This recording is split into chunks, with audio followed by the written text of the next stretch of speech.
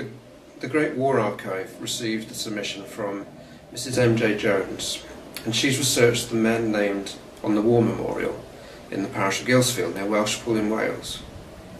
Mrs. Jones explains that Private Phillips, that's Private Evan Phillips, number 60161, 9th Battalion Welsh Regiment, was killed in the trenches on the Western Front in May of 1918.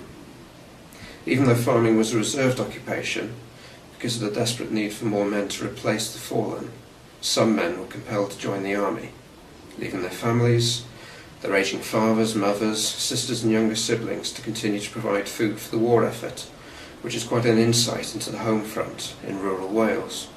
A number of the names that Mrs. Jones has researched from that memorial in Gilsfield in North Wales was that of Private Edward Delm Evans, number 55318 of the 2nd Battalion Welsh Regiment, who was killed at the Battle of Ypres on the 17th of November 1917.